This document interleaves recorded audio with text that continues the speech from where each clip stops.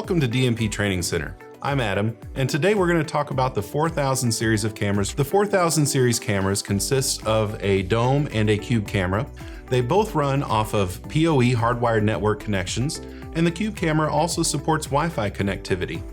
And both of these cameras take advantage of the Securecom Easy Connect VPN, ensuring that all of your video communication is encrypted and secured. Both of these cameras are 2 megapixel cameras. Because of that higher megapixel rating, we're able to deliver higher resolution video to Virtual Keypad and virtualkeypad.com. Along with that, these cameras support all of the other features that you've come to expect, including video verification and also video actions in the Virtual Keypad app and website.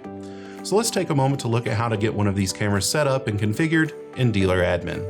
I already have the camera connected to network, and like you're used to if you've worked with any of these other cameras before, it's already established a connection to our servers and it's checking in and it's ready for me to add this into Dealer Admin. So here I have my customer pulled up and I'm just going to go over here and add a camera. So I'm going to hit the add button here. And it's going to ask me for the serial number or the MAC address. And for the 4000 series of cameras, I'm going to use the serial number that's printed on the label on the camera itself. So we have our serial number. I'm going to hit next. Here we've found that camera and we're pulling some information from it and getting the configuration ready to go. Now that I have this here, all I have to do is give it a name. Let's name this our cube camera. Set a time zone for the time on the display. And then I can set my video quality here as well. Now, like I mentioned earlier, these are 2 megapixel cameras. So if I use the low quality setting, the video that I get from that's going to be 480p.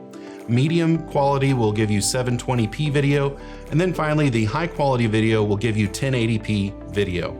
So let's go ahead and set that to high quality.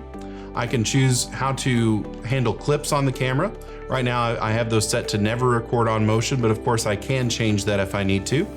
And since we just brought this camera online, you can see some of our crew here, and we're going to be able to view this video for up to an hour after the camera has been brought online.